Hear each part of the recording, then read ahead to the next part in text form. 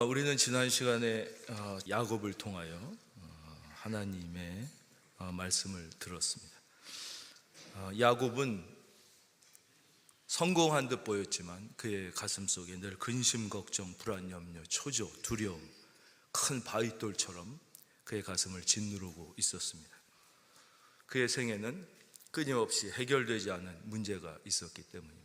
야곱에게는 에서와의 문제였고 모든 사람은 그런 문제를 가지고 살아갑니다. 야곱은 하나님과의 씨름에서 졌습니다. 야곱은 다리뼈가 부러졌고 마침내 이스라엘이 된 것입니다.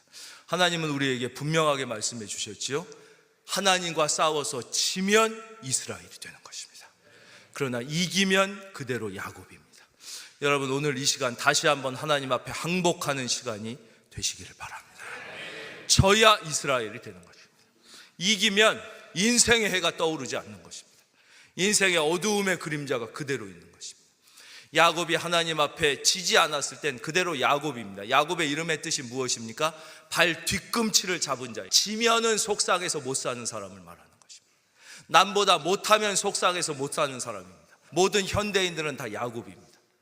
현대인들은 속이는 자입니다. 자기 자신을 속이고 남을 속이고 부부지간에도 서로 속이면서 삽니다.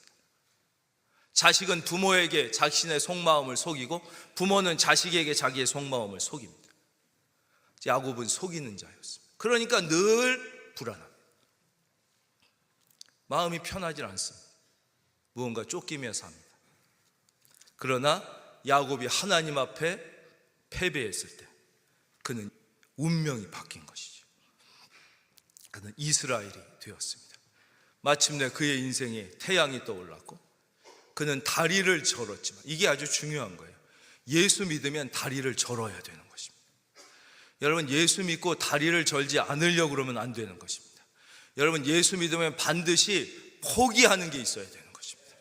여러분, 다리 저는 것 때문에 부끄러워하지 마십시오. 여러분, 세상 사람들은 다리 안 절려고 발버둥 치지만 우리는 예수 믿고 다리 좀 절면 어떻습니까? 인생의 태양이 떠올랐는데. 다리 안 절고 불안하고 초조하고 지옥을 향해 가는 것이 세상 사람. 근데 우리는 예수 믿고도 그 다리를 안 절려고 발버둥 치는 거지. 내 계획과 꿈이 무너져야 되는 거예요. 그래야만 모든 것을 하나님 앞에 맡기게 되는 것이. 그럴 때 우리는 나는 할 수 없다고 고백하게 되는 거예요. 하나님, 나는 할 수 없습니다.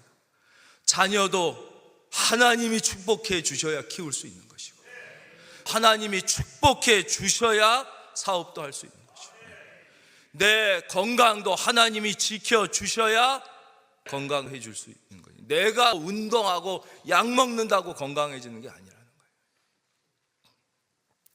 여러분, 혹시 지금 다리 절고 계십니까? 세상에 내세울 게 없습니까? 그게 축복이라는 거예요. 그게 축복. 오늘 사도 바울은 새 꿈을 꾸게 되었죠. 21절입니다.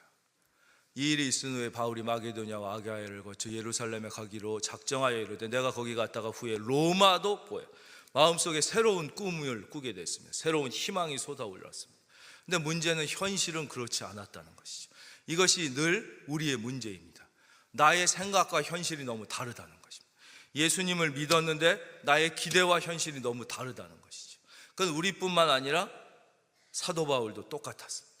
이렇게 새 희망을 갖게 되고 꿈을 꾸게 되고 한 차원 높은 눈이 열렸는데 23절, 그때쯤 되어 이 도로 말미암아 적지 않은 소동이 일어나, 복음으로 말미암아 또 소동이 일어나게 된 것입니다. 그러니까 데메드리오라고 하는 어떤 은장색이에요. 이게 그냥 이렇게 표현됐지만 그 당시 에베소에서 가장 영향력 있었던, 지금으로 치면 포항제철 회장 정도 되는 사람입니다. 이 에베소라는 거대한 도시의 가장 큰 사업이 뭐였냐면 아데미 신상을 만들어서 파는 게 이 도시의 가장 큰 사업이에요. 은으로 우상을 만들었으니까 비싸겠어요. 근데 봄만 되면 모든 사람이 와서 이거를 다 부적처럼 갖고 다니거나 집에 놓는 거예요, 이 우상을. 근데 은으로 만들었으니 얼마나 비싸겠어요.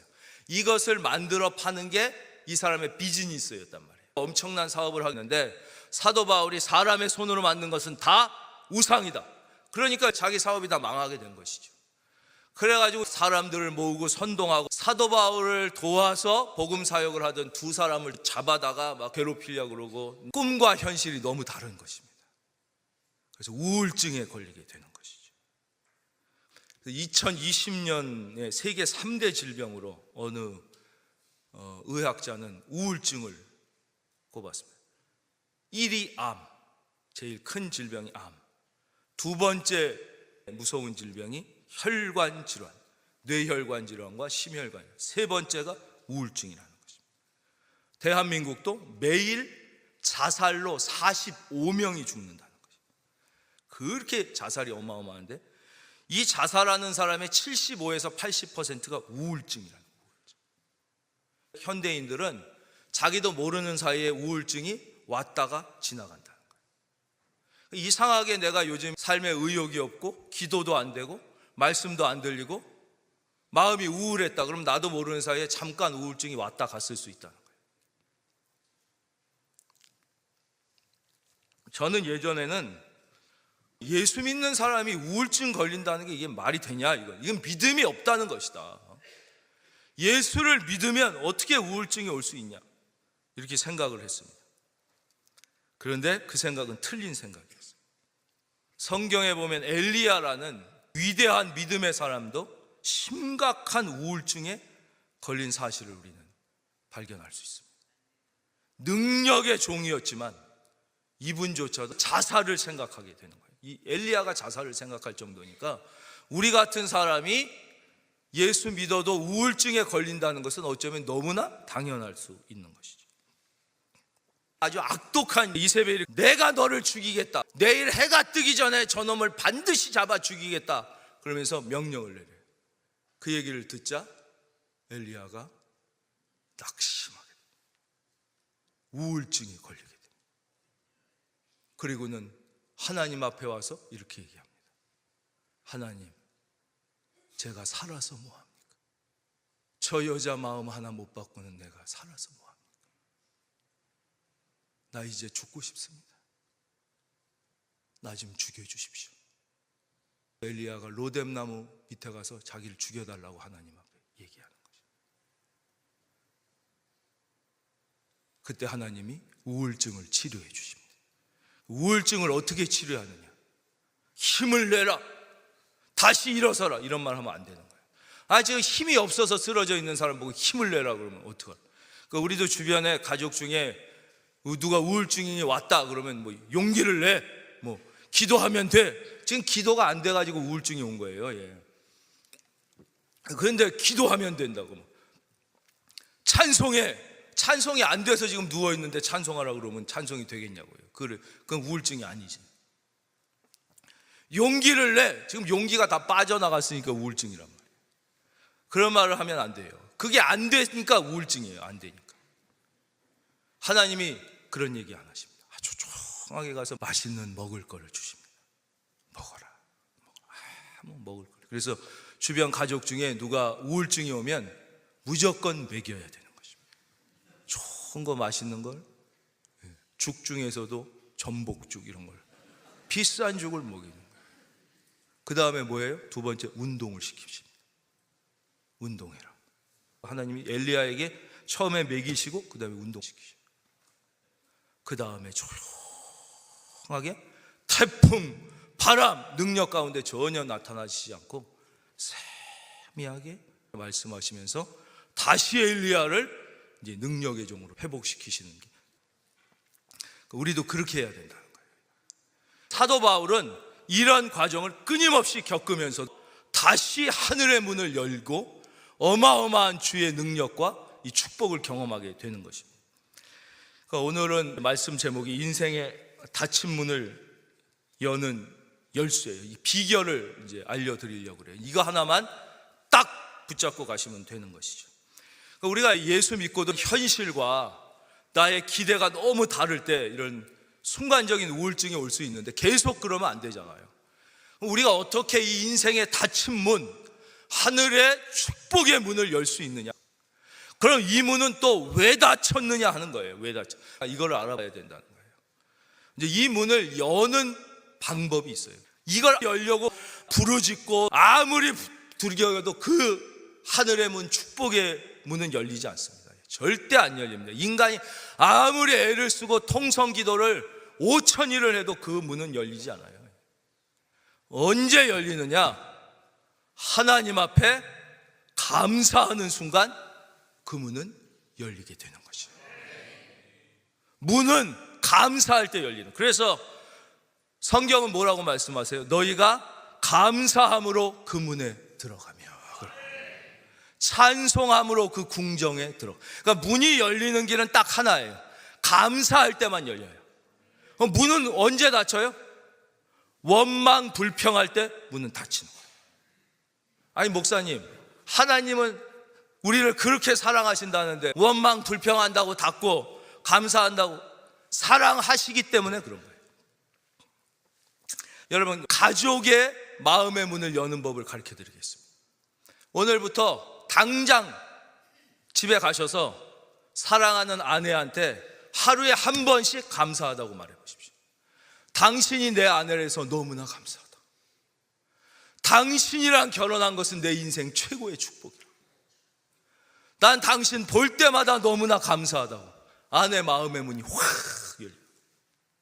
남편에게 오늘 가서 하루에 한 번씩 당신이 내 남편이라서 나는 당신에게 너무 감사하다. 이 아멘은 아내가 해야지 자꾸 남자가 하면 안 돼요. 그렇죠? 예. 당신이 그냥 집에 앉아만 있어주는 게 난 너무 감사하다고. 그러면 마음이 열리는 거예요. 자녀에게 얘기해 보세요. 예. 네가 우리 집에 태어난 게 너무나 감사하다. 어떻게 나 같은 부모에게 너 같은 자녀가 태어났냐? 나 닮아 태어났으면 큰일 났을 텐데 나보다 100배나 네가 태어났으니 너 볼 때마다 기가 막히게 감사하다. 마음의 문이 확 열립니다. 부모님에게 한번 감사해 보십시오. 난 아빠 같은 분이 내 아빠라서 너무 감사하다고. 나는 그냥 아빠 숨 쉬는 것만 봐도 너무 자랑스럽고 존경스럽다고. 난 엄마가 라면만 끓여줘도 딴 엄마가 갈비 해주는 것보다 난 훨씬 좋다고. 엄마의 마음의 문이 막 열리는 거예요. 반대로 한번 생각해 보십시오. 그렇게 사랑해서 결혼한 부부인데 아내가 나는 당신이랑 결혼해서 인생 망쳤다고. 팔자가 더러워졌다고.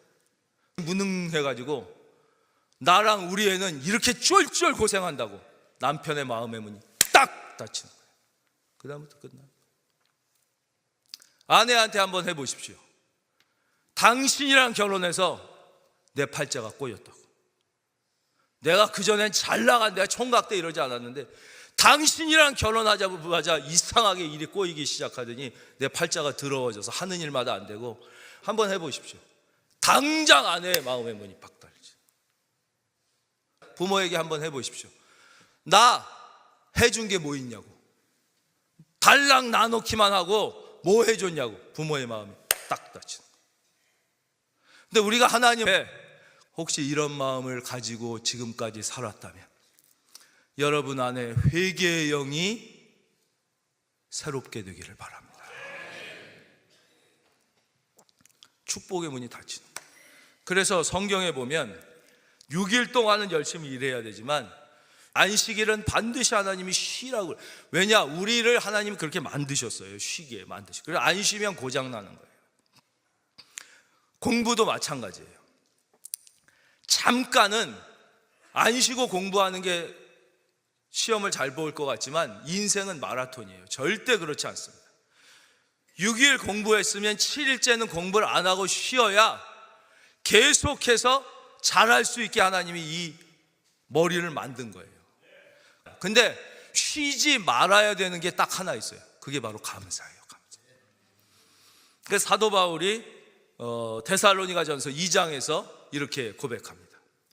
이러므로 우리가 하나님께 끊임없이 감사는 쉬지 않는다. 기가 막히지 않습니까? 이거 한번 우리가 같이 읽어보겠습니다. 시작.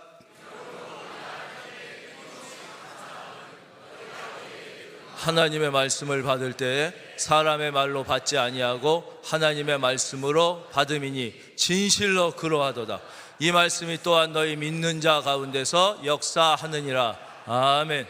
여러분, 설교를 들을 때 감사함으로 들으면 하나님이 역사하시는 거예요.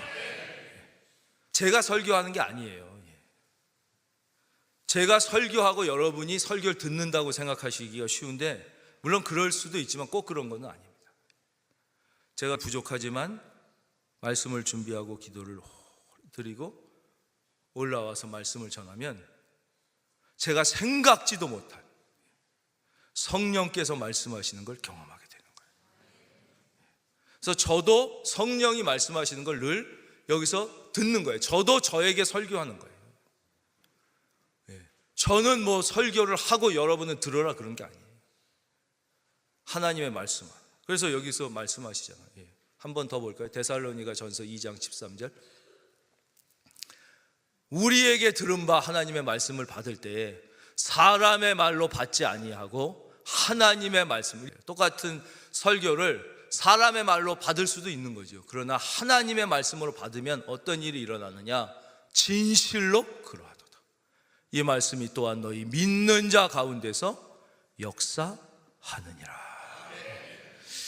우리가 너무나 사랑하는 말씀, 데살로니가 전서 5장 16절에서 18절 말씀. 항상 기뻐하라, 쉬지 말고 기도하라, 범사에 감사하라. 이거는 항상 기뻐하라, 항상 기도하라, 항상 감사하라. 이건 또 쉬지 말고 기뻐하라, 쉬지 말고 기도하라, 쉬지 말고 감사하라. 이건 또 범사에 기뻐하라, 범사에 기도하라, 범사에 감사하라. 이게 반복된다는 뜻이에요. 그러니까 오늘 혹시 예배드리고 내려가면서 계단에서 넘어져서 머리가 깨졌다. 그럼 어떻게 하실 거예요? 아, 머리 깨지게 해주셔서 감사합니다. 그러면은 앰뷸런스로 실려갔다가 사윗감을 만날 수도 있다는 거예요. 하나님의 역사하심은 도저히 우리가 예측할 수 없다는 것을 알아요. 그러니까 어떤 일이든 감사를 하는 순간 우리는 역전의 하나님을 경험하게 되는 거예요. 감사는 하늘의 문을 여는 유일한 열쇠이고, 그래서 스펄전 목사님이 그러셨잖아요. 촛불 보고 감사하면 별빛 같은 은혜를 주시고, 별빛 보고 감사하면 달빛 같은 은혜, 달빛 보고 감사하면 태양 같은 은혜를 주시고, 태양 보고 감사하면 천국을 주신다. 그게 감사하는 거예요. 그래서 감사는 반드시 감사의 결단이 있어야 돼요. 저절로 되는 건 아니에요. 결단을 하고 실천을 해서 그것이 내 안에 습관으로 변화돼요. 습관이 변하기까지는 아무것도 변한 게 아니에요. 습관이 변하기까지는 아무것도 변한 게 아니에요. 한번 따라 할까요? 습관이 변하기까지는 아무것도 바뀐 게 아닙니다. 그 전까지 아무것도 바뀐 게 아니에요. 한 번 설교 들었다고 바뀌는 게 아니에요. 습관이 변하기까지 결단하고 계속 반복해야 그것이 나의 운명을 변화시키게 되는 거예요. 야곱이 이스라엘로 운명이 바뀌었듯이 여러분에게 감사의 결단이 여러분의 운명을 반드시 바꿀 줄로 믿습니다. 힘겨운 시간을 견딜 수 있는 것 주의 은혜로만 설명할 수 있네.